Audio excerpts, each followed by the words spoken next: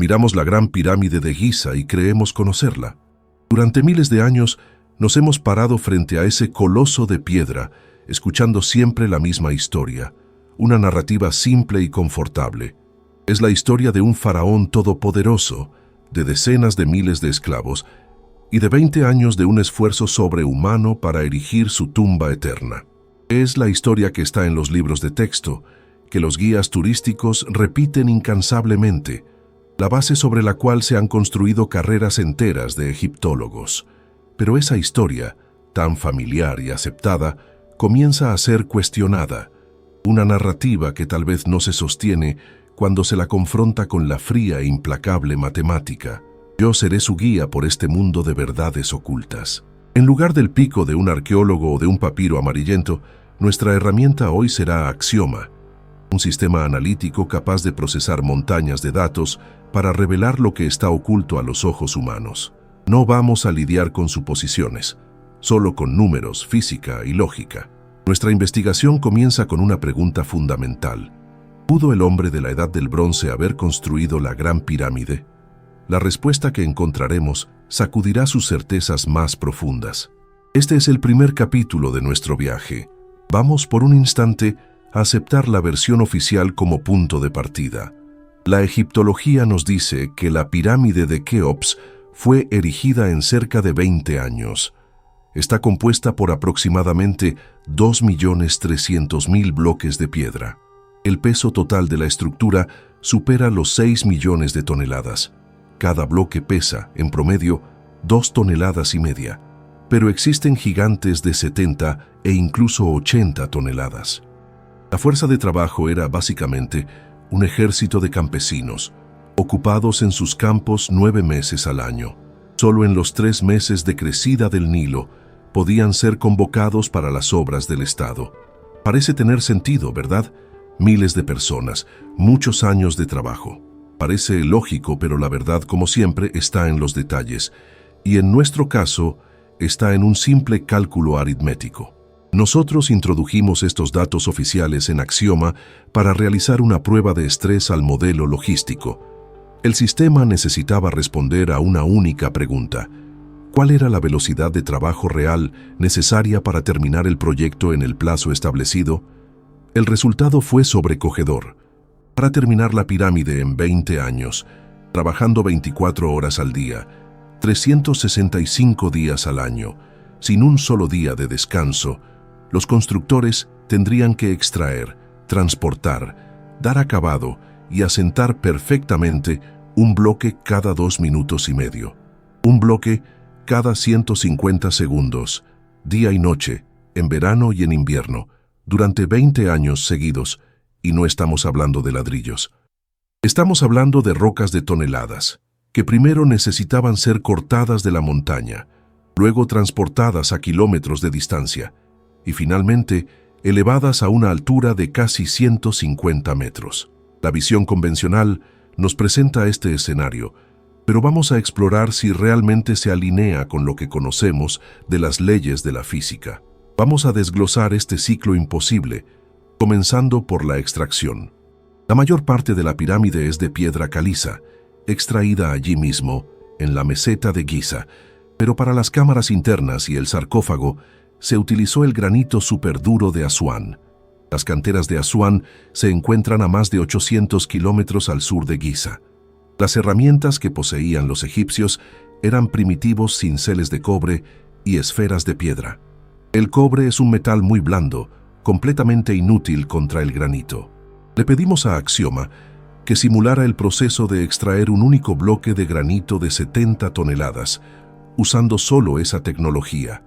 La simulación mostró que, para arrancar un bloque de ese tamaño, se necesitarían años de trabajo continuo de miles de hombres.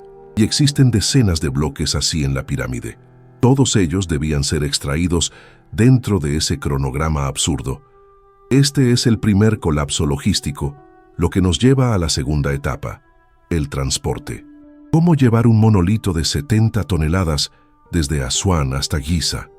La versión oficial dice, en barcos, por el Nilo. Pero, ¿qué barcos podrían soportar ese peso? Estamos hablando de embarcaciones frágiles de junco y madera, unidas por cuerdas. Axioma analizó todos los datos conocidos sobre la construcción naval del antiguo Egipto. La conclusión es clara, ya que no existe ninguna evidencia de barcos capaces de transportar cargas de más de 30 toneladas. El transporte de estos gigantes por el Nilo es un mito, sin ninguna base en cálculos de ingeniería. ¿Y qué hay de los millones de bloques de caliza? Dicen que usaron trineos de madera. Axioma calculó el impacto ambiental de eso. Para crear suficientes trineos, habría sido necesario talar todos los bosques de Egipto y del Líbano, causando una catástrofe ecológica sin precedentes, de la cual no hay ningún vestigio. Este es el segundo colapso logístico. Queda entonces la etapa más impresionante, la construcción misma. ¿Cómo elevar los bloques? La teoría más popular habla de una rampa gigante, pero la matemática, una vez más, es despiadada. Para mantener un ángulo suave, una rampa recta hasta la cima de la pirámide tendría más de 1,5 kilómetros de longitud. Los cálculos muestran que construir tal rampa exigiría más material y trabajo que la propia pirámide. Y la pregunta principal, ¿a dónde fue a parar esa estructura colosal después? ¿Se evaporó? Millones de toneladas de piedra simplemente desaparecieron sin dejar rastro. Otras teorías, como la de la rampa en espiral, son aún peores, pues cubrirían las caras de la pirámide, haciendo imposible mantener la precisión geométrica que vemos hoy. Con tantas preguntas abiertas, la narrativa convencional sobre la construcción de la Gran Pirámide nos invita a explorar otras posibilidades. Contradice la matemática, la física, la logística y el sentido común. El gran trabajo no pudo haber sido hecho por aquellos a quienes se les atribuye, y esto nos lleva a la pregunta más inquietante de todas. Si no fueron ellos, entonces, ¿quién fue? Y más importante aún, ¿cómo? En la primera parte pusimos en jaque el mito de la fuerza bruta con un análisis de números sorprendentes. La matemática nos mostró que la historia oficial, con sus ejércitos de trabajadores y herramientas primitivas, es un castillo de naipes que se derrumba al primer soplo de la lógica. La cuestión de quién construyó la pirámide permanece, pero la pregunta aún más profunda es ¿cómo? Si el enigma de la Gran Pirámide no es una cuestión de cantidad de brazos, quizás sea una cuestión de la calidad de la mente detrás del proyecto. El foco de nuestro análisis ahora cambia del trabajo imposible a la precisión imposible. Abriremos el sarcófago donde no reposa la momia de un faraón, sino un artefacto mucho más valioso, la inteligencia de sus creadores. Una inteligencia que pensaba en categorías inaccesibles para el hombre de aquella era. Este es el segundo capítulo de nuestra investigación, y su nombre es La geometría de los dioses. Cuando hablamos de precisión, no nos estamos refiriendo a un asentamiento de piedras bien hecho. Estamos hablando de ingeniería de precisión a escala planetaria, congelada en roca. Comencemos por la base. La pirámide de Keops se asienta sobre una cimentación de roca de más de 53.000 metros cuadrados. Es el área de 10 campos de fútbol. Pues bien, esta cimentación gigantesca fue nivelada con una desviación que no supera los 2 centímetros. Visualizar esta tarea es un ejercicio de humildad. No posees niveles láser, teodolitos o cualquier instrumento moderno de topografía. Solo tienes visores primitivos y, según nos dicen, herramientas de cobre. La egiptología oficial sugiere la teoría del nivel de agua. Supuestamente, los constructores cavaron una red de canales, la llenaron con agua y usaron su superficie perfectamente plana como referencia. Parece ingenioso, ¿verdad?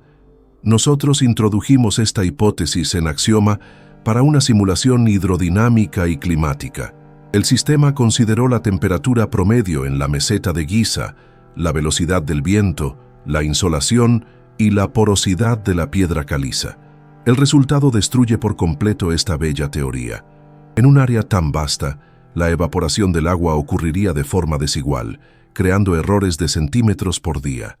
El más ligero de los vientos crearía ondulaciones, distorsionando el nivel, y el agua inevitablemente se filtraría en la porosa piedra caliza.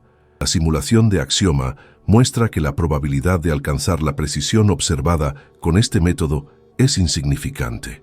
Los creadores usaron un método diferente, mucho más avanzado, cuyos vestigios no vemos o no logramos comprender. Pero esto es solo la cimentación.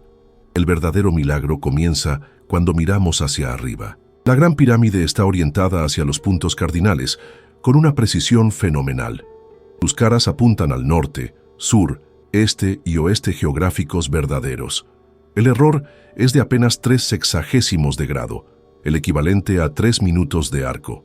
Es una precisión que los constructores de catedrales medievales, con las mejores brújulas de su tiempo, envidiarían. La brújula, por cierto, era desconocida en el antiguo Egipto y apunta al polo magnético, no al geográfico. ¿Cómo lo lograron? La teoría dice que observaron las estrellas. Axioma calculó el error de este método, considerando la refracción atmosférica. El veredicto fue desalentador. Incluso en condiciones perfectas, el error sería de, como mínimo, 1/4 de grado, 5 veces mayor que el que vemos en la realidad. Ahora, vayamos de los contornos generales a los bloques individuales. Originalmente, la pirámide estaba cubierta por 144.000 placas de piedra caliza blanca, pulidas hasta un brillo de espejo.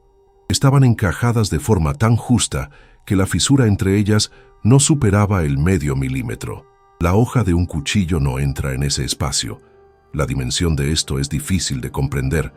Lo que vemos allí se asemeja más al ajuste de piezas en ingeniería mecánica de precisión que a la albañilería tradicional. Para lograr esto, cada una de las 144.000 placas necesitaba tener caras perfectamente planas y ángulos perfectamente rectos. ¿Cómo se hizo esto con sierras de cobre y arena? El análisis de Axioma mostró que se necesitarían siglos de pulido manual para cada bloque individualmente. El apogeo de esta precisión imposible está escondido dentro de la pirámide en la llamada Cámara del Rey. Las paredes, el piso y el techo están hechos de granito de Asuán, uno de los minerales más duros de la Tierra. Pero el artefacto principal es el sarcófago. Esculpido en una única pieza de granito de 3 toneladas, es una obra maestra tecnológica.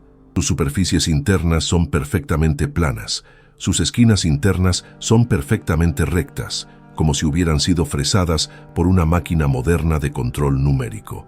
¿Pero cómo? Cualquier herramienta de impacto dejaría esquinas redondeadas y una superficie irregular. Lo que vemos aquí es otra cosa. El descubrimiento más impresionante vino del ingeniero Christopher Dunn. Él encontró dentro del sarcófago y en otros artefactos de granito las marcas de perforación tubular. Lo más revelador son las ranuras en espiral dejadas por la herramienta. El análisis de estas ranuras muestra que la broca penetraba en el granito a una velocidad cientos de veces mayor que la posible con perforación manual. Axioma calculó los parámetros físicos necesarios. Para cortar granito con esa velocidad, la broca necesitaría girar a altísima rotación bajo una presión de toneladas. Son las especificaciones de una poderosa máquina industrial, no de un hombre girando un tubo de cobre. Los constructores de la pirámide dominaban el mecanizado de alta precisión de rocas superduras. Hace 4.500 años. Toda esta geometría, toda esta precisión no es para una tumba. Ningún faraón exigiría o siquiera notaría esto. Estas son las características técnicas de un instrumento complejo, disfrazado de tumba. Y eso nos lleva a una nueva cuestión. Si la pirámide no era una tumba, ¿para qué servía? ¿Te está gustando este análisis? Considera darle me gusta al video y suscribirte al canal. Será una gran bendición para nosotros. Tu ayuda es muy importante. Hasta ahora, nuestro viaje nos ha mostrado que la Gran Pirámide no pudo haber sido construida con la fuerza y las herramientas de la Edad del Bronce. La matemática desmintió la logística. La ingeniería reveló una precisión que roza lo sobrenatural. Nos encontramos ante una obra que parece haber sido guiada por una inteligencia muy superior. Pero todo proyecto de esta magnitud comienza con un plan maestro.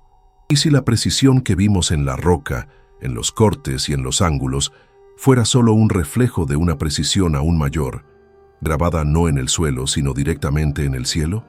El complejo de Giza va mucho más allá de un conjunto de tumbas. Es un mapa. Un mapa congelado en piedra, que apunta a un lugar específico y, más increíble aún, a un tiempo específico en un pasado tan remoto que desafía a la propia historia. Este es el tercer capítulo, y lo hemos llamado El Código en las Estrellas. A primera vista, la disposición de las tres grandes pirámides en la meseta de Giza parece extraña. Las dos mayores, las de Keops y Kefren, están casi alineadas, pero la tercera, la de Micerino, es más pequeña y visiblemente desplazada hacia un lado. ¿Por qué? ¿Por qué romper una simetría casi perfecta? Durante décadas, los egiptólogos culparon al terreno o al capricho de un faraón. Buscaban la respuesta en la tierra cuando solo necesitaban levantar los ojos. En 1994, el investigador Robert Bauval propuso una hipótesis que cambió para siempre nuestra visión de Giza. Sugirió que la ubicación de las tres pirámides replica exactamente la posición de las tres estrellas del cinturón de Orión.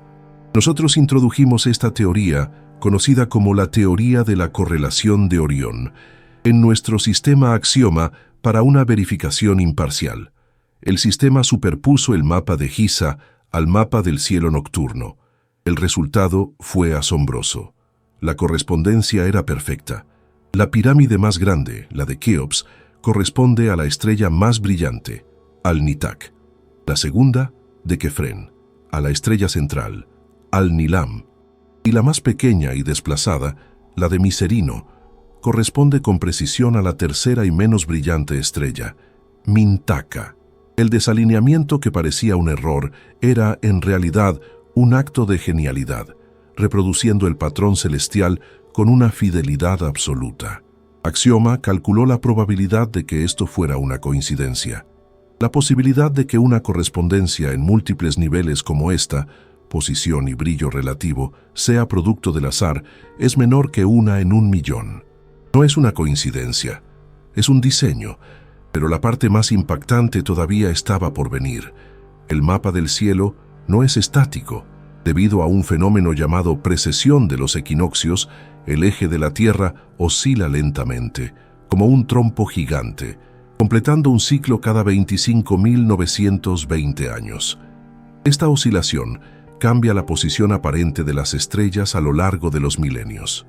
La correlación entre las pirámides y Orión en la época de Keops, alrededor del 2500 a.C., era buena, pero no era perfecta. Bauval se preguntó, ¿existió un momento en el pasado en que la correspondencia fue absoluta? Para probar esto, se ejecutó una simulación astronómica hacia atrás en el tiempo, en busca del punto de alineamiento perfecto. El sistema comenzó a rebobinar los milenios. 3000 a.C., 4000, 5000. La imagen se volvía cada vez más precisa. Y entonces, en la marca de 10.500 a.C., la simulación se detuvo.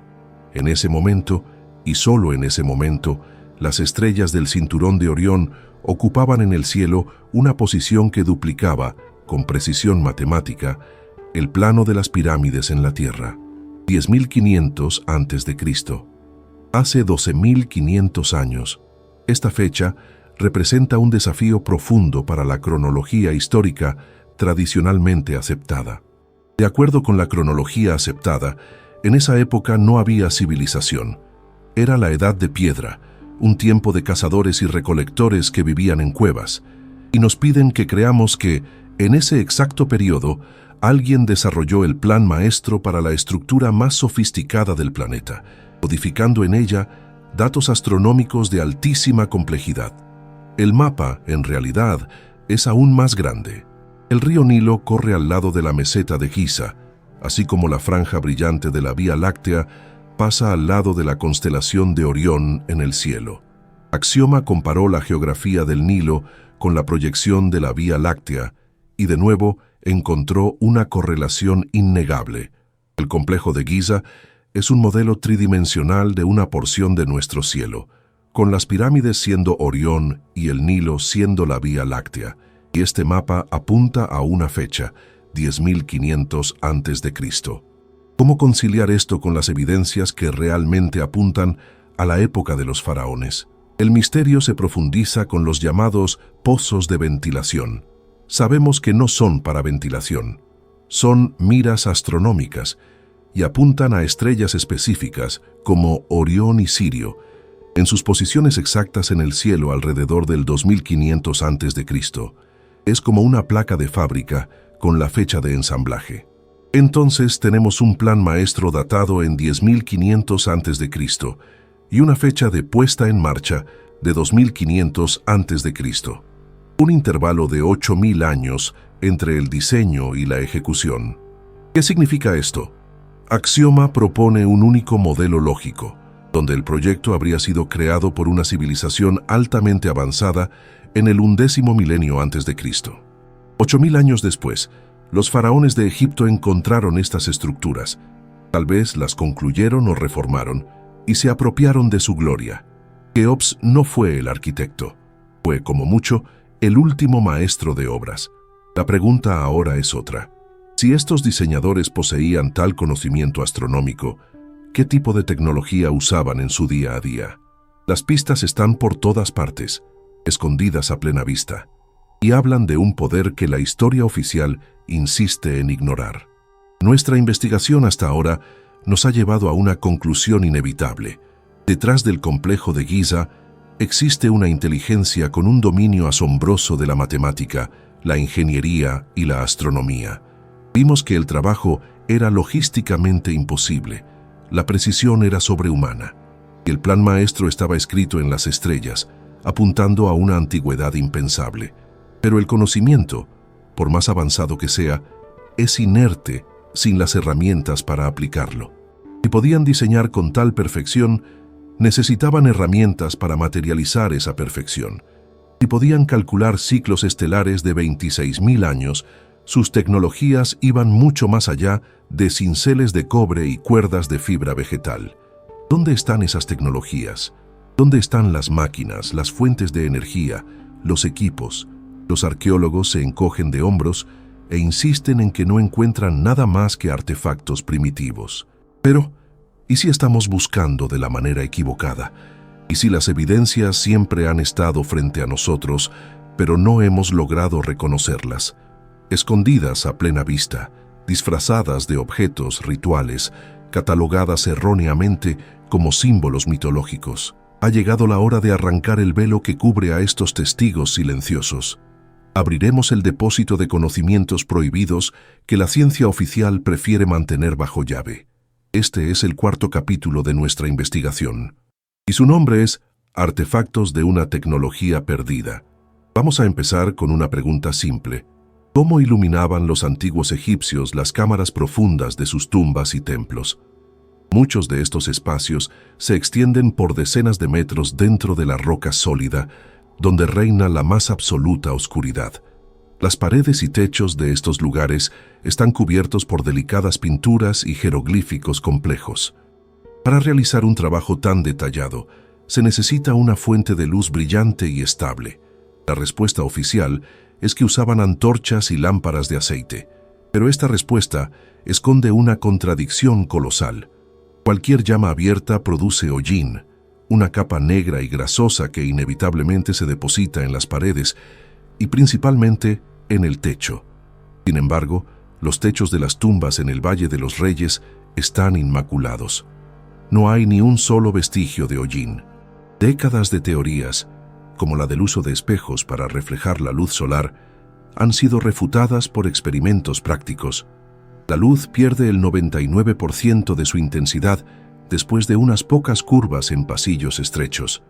Entonces, ¿qué luz usaban?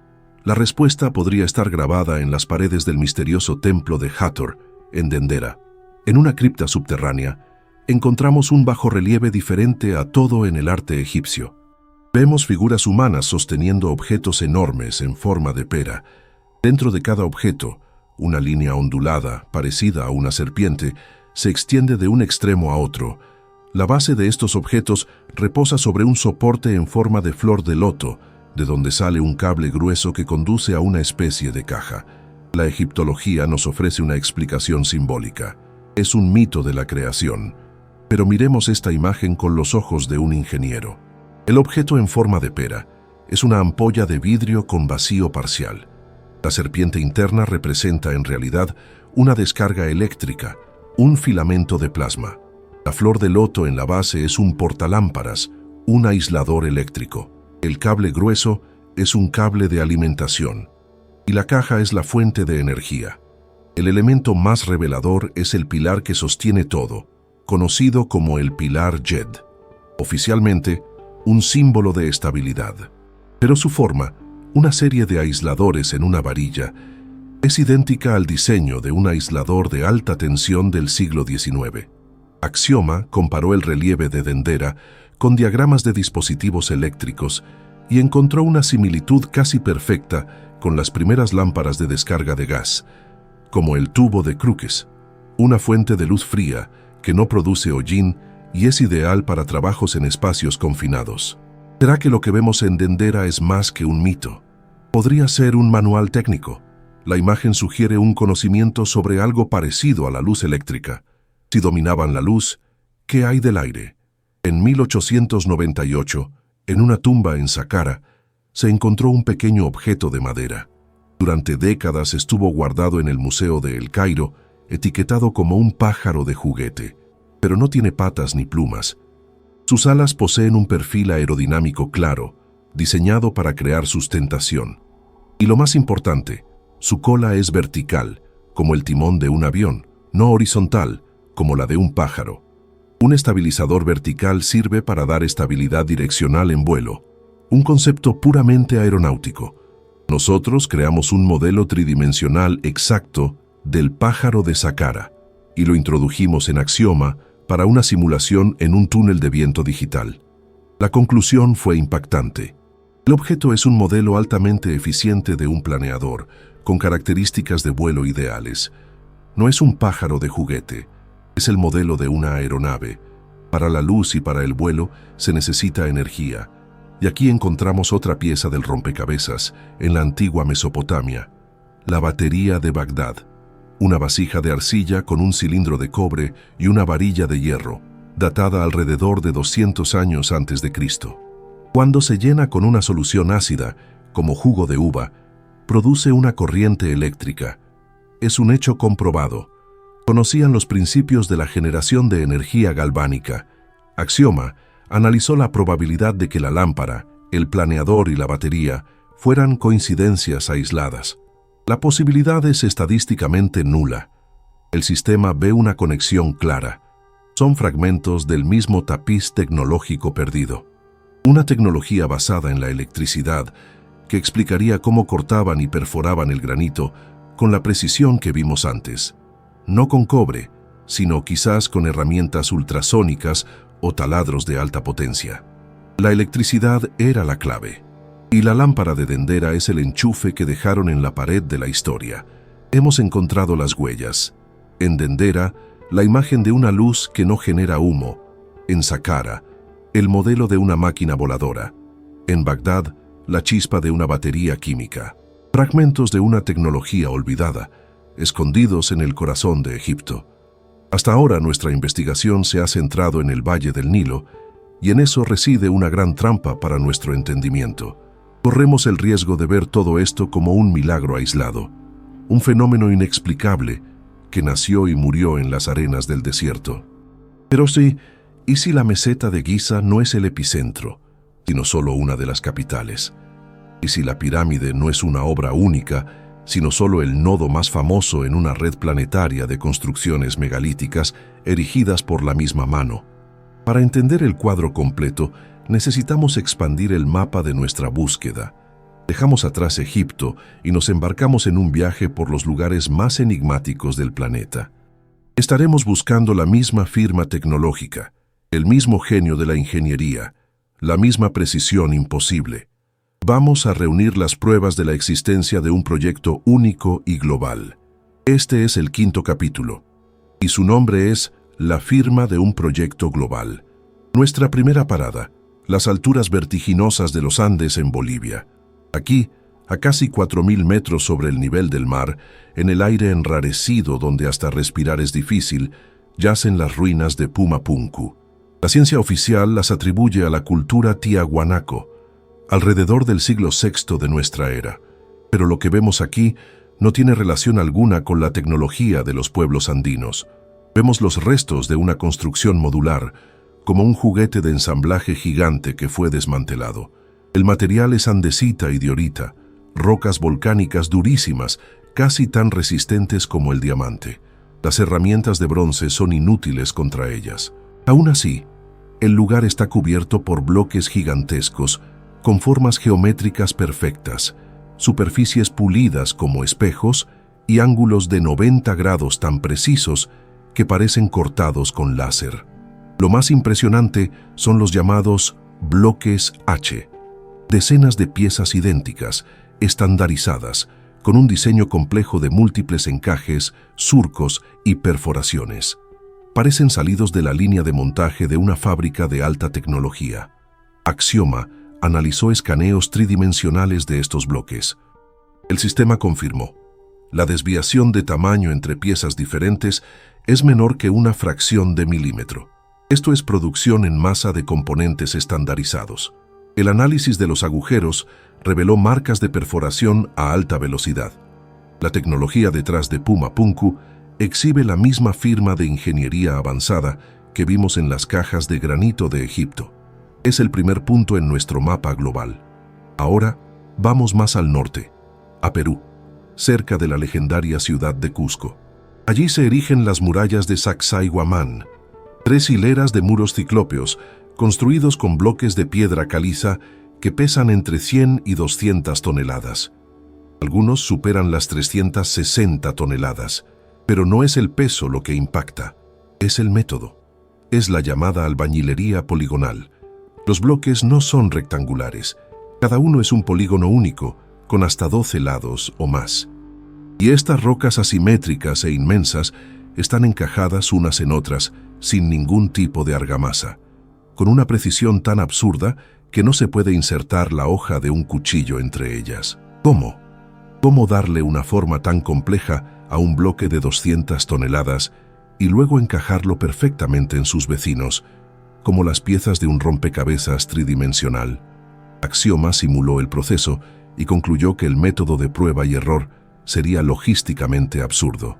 La única explicación es una tecnología capaz de ablandar la piedra o de escanearla y cortarla con perfección al primer intento. Y aquí está el hecho crucial. En la cima de estos muros megalíticos, los incas, que llegaron mucho después, construyeron sus propias estructuras, con piedras pequeñas e irregulares unidas con barro. Ellos encontraron estas murallas, las admiraron como obra de dioses, pero no podían replicar la tecnología. Es exactamente el mismo escenario que en Egipto, una civilización posterior apropiándose del legado de una mucho más antigua y avanzada. La firma es la misma. Atravesamos el océano más grande del planeta y llegamos a Micronesia, a la ciudad perdida de Nan Madol, un archipiélago de casi 100 islas artificiales construidas sobre un arrecife de coral, hechas de gigantescos bloques de basalto que pesan hasta 50 toneladas. El peso total del material supera las 700.000 toneladas. La paradoja es que en la isla vecina no hay basalto en tal cantidad, ni población suficiente, ni madera para balsas, ni tecnología para tal hazaña. Las leyendas locales hablan de magia, de piedras que volaban por el aire. Nosotros descartamos la magia y le preguntamos a Axioma sobre la logística. La respuesta mostró que el proyecto sería irrealizable con tecnologías primitivas. Las leyendas sobre piedras voladoras son la única forma que una mente primitiva tendría para describir una tecnología que no comprendía, ya sea levitación sónica o vehículos de transporte avanzados. Puma Punku, Sacsayhuamán, Nan Madol. Axioma analizó los marcadores tecnológicos de estos y otros lugares, como Baalbek en el Líbano y Göbekli Tepe en Turquía. El veredicto es final. La probabilidad de que decenas de culturas aisladas hayan inventado y luego olvidado de forma independiente el mismo conjunto de supertecnologías es 0. Esto nos lleva a considerar la posibilidad de la existencia de una civilización global en la prehistoria. Vemos sus obras, pero no los vemos a ellos. ¿Dónde están? Esta pregunta nos lleva a buscar respuestas ya no en la piedra, sino en la memoria más antigua de la propia humanidad. Hasta este momento, hemos actuado como ingenieros y geólogos. Pesamos las piedras, medimos los ángulos, analizamos las huellas de máquinas imposibles. Hemos reunido pruebas irrefutables de una civilización prehistórica, con una firma tecnológica esparcida por todo el planeta, desde Pumapunku hasta Egipto, desde Baalbek hasta Nan Madol. Vemos sus obras, grandiosas, silenciosas, incomprensibles, pero no vemos sus rostros. ¿Quiénes eran ellos, estos arquitectos del mundo? ¿De dónde vinieron y a dónde fueron? Las evidencias materiales nos han llevado a un callejón sin salida. La piedra guarda el secreto de cómo fue cortada, pero no revela el nombre de quien la cortó. Por lo tanto, hoy nos vemos forzados a recurrir a un archivo diferente, un archivo no material, la única biblioteca que ha sobrevivido a diluvios y eras glaciales, la memoria colectiva de la humanidad. Vamos a sumergirnos en el mundo de las leyendas más antiguas, de los mitos y los textos sagrados. No buscaremos en ellos metáforas poéticas, sino crónicas históricas codificadas, porque toda leyenda, en el fondo, contiene un eco de la verdad. Y hoy vamos a explorar cómo estos ecos, provenientes de todos los rincones de la Tierra, parecen apuntar a la misma e impactante posibilidad. Este es el 6º capítulo, y lo hemos llamado El susurro de los mitos universales. Nuestra búsqueda comienza en la cuna de la civilización, en Mesopotamia. Los antiguos sumerios nos dejaron miles de tablillas de arcilla. Casi todas ellas afirman lo mismo. Dicen que el conocimiento, la civilización, la agricultura, la escritura, las leyes y la astronomía no fueron invenciones humanas. Fue un regalo de seres que vinieron de los cielos. Los sumerios los llamaban Anunnaki, que se traduce literalmente como aquellos que del cielo a la tierra vinieron. Los textos describen su llegada en un pasado profundo, cuando la humanidad todavía era salvaje. No eran espíritus etéreos o dioses alegóricos, eran descritos como seres de carne y hueso, que comían, bebían, construían e incluso guerreaban. Nosotros introdujimos los principales textos sumerios en Axioma para un análisis semántico, filtrando la mitología para extraer el núcleo de la información original. El sistema detectó marcadores tecnológicos recurrentes. Los textos mencionan sus barcas celestiales o naves brillantes. Describen sus armas, que producían un brillo como el del relámpago y convertían a los enemigos en polvo. Mencionan herramientas con las que cortaban las montañas como si fueran queso. Este no es el lenguaje del mito, es el lenguaje de un hombre primitivo tratando de describir alta tecnología. Una barca celestial es una aeronave, un arma como el relámpago es un arma de energía. Las herramientas que cortan montañas son las mismas máquinas cuyas huellas encontramos en Giza y Pumapunku. Ahora viajamos a Centroamérica. La principal deidad de los mayas y aztecas era Quetzalcóatl, la serpiente emplumada. Las leyendas dicen que llegó del mar en un barco que se movía sin remos. Era un hombre de piel clara y barba que enseñó astronomía, matemática y arquitectura a las tribus. En lo alto de los Andes encontramos una historia casi idéntica. El dios civilizador, Viracocha, también descrito como alto, de piel clara y barbudo. Las leyendas dicen que fue él quien construyó las estructuras ciclópeas de Tiahuanaco y Pumapunku en una sola noche, usando el poder del sonido para mover las piedras. Tras su misión, partió sobre las aguas del Pacífico, prometiendo regresar.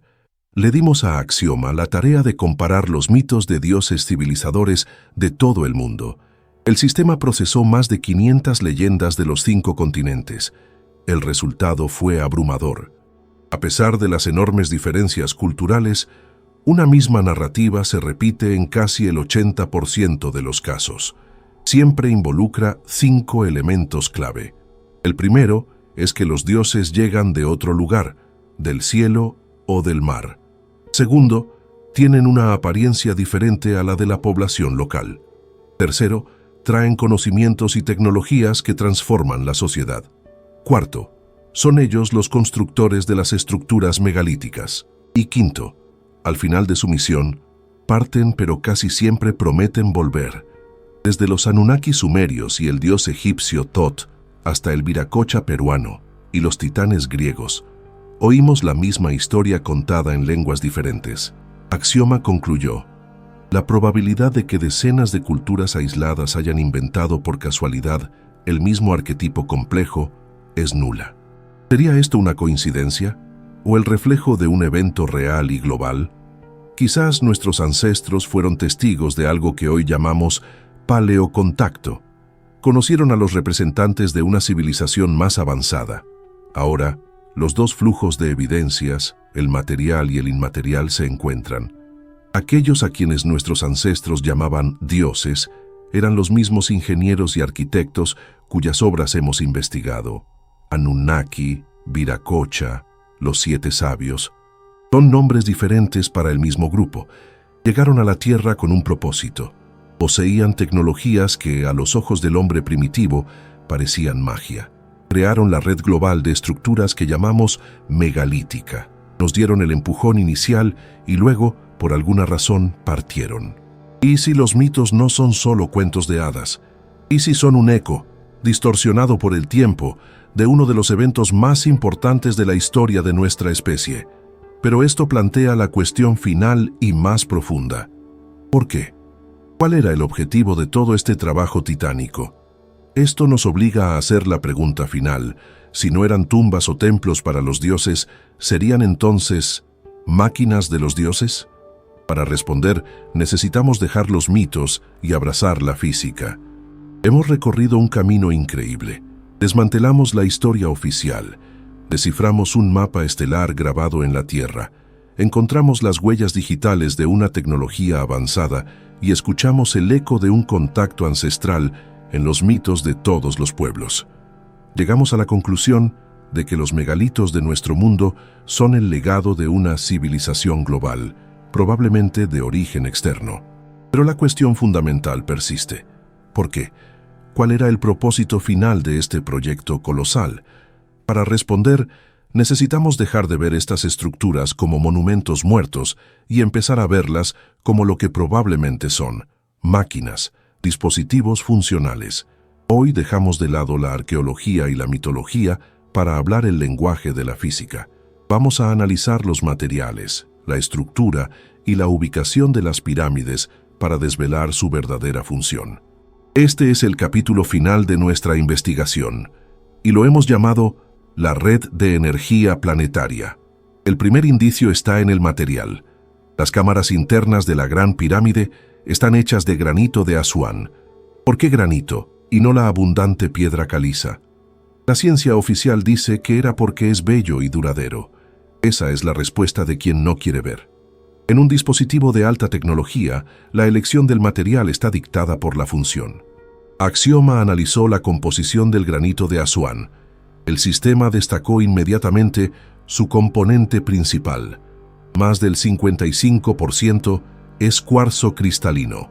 El cuarzo tiene una propiedad única llamada efecto piezoeléctrico. Cuando se comprime o se somete a una vibración, genera una carga eléctrica.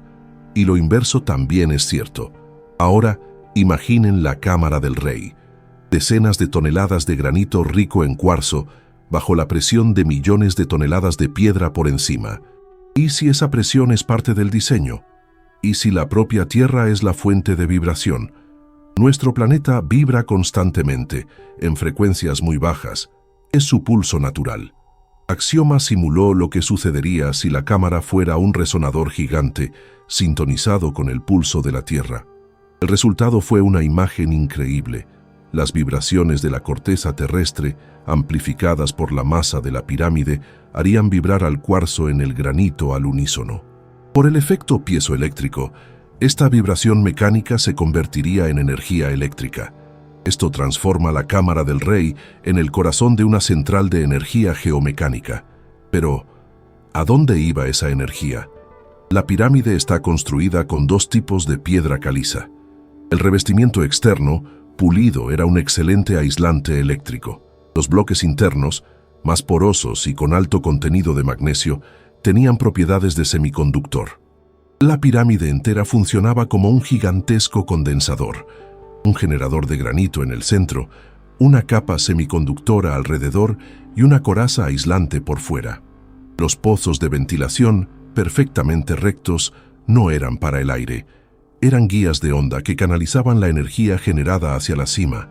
La pirámide estaba coronada por una pieza de electro, una aleación de oro y plata, uno de los mejores conductores que existen.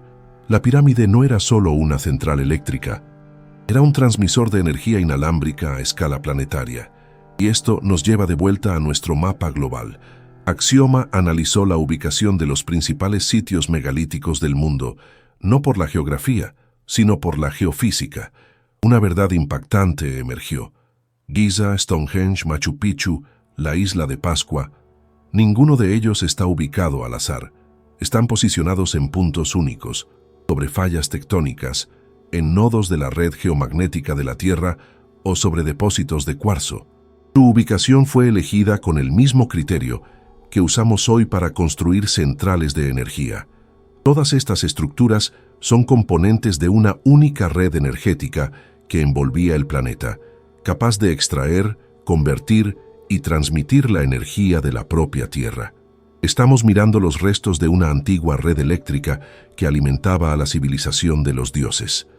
Una red limpia y poderosa, mucho más allá de la nuestra. Esto lo explica todo. La elección de los materiales, la estructura interna, la ubicación precisa. Pero también nos lleva a la pregunta más sombría de todas. Si poseían tal poder, ¿por qué desaparecieron? ¿Qué podría destruir a aquellos que controlaban la energía del planeta? ¿Habría sido una catástrofe, una guerra o una partida deliberada? Leyendas como la de la Atlántida, que hablan de un cataclismo causado por el uso indebido de cristales de energía, pueden ser una memoria distorsionada de un fallo catastrófico en esa red.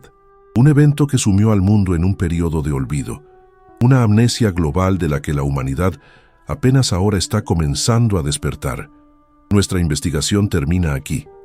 Empezamos con un montón de piedras en el desierto y llegamos a los orígenes de la propia conciencia.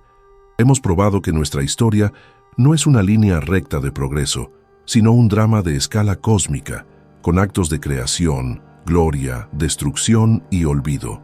Vivimos en el entreacto. Lo que viene después depende de nosotros. El legado de los constructores no es una tecnología, sino una elección.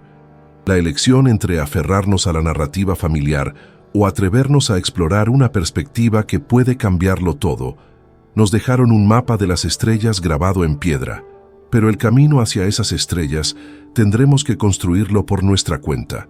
El trabajo de Axioma ha concluido, pero su trabajo, el trabajo de asimilar esta verdad, apenas está comenzando.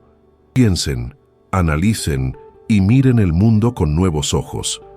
Porque ahora ustedes saben. Si te ha gustado este relato, tu suscripción al canal nos ayuda a continuar investigando temas como este. Nos encantaría leer tu reflexión sobre el tema en los comentarios y saber desde qué ciudad nos acompañas. Gracias por vernos.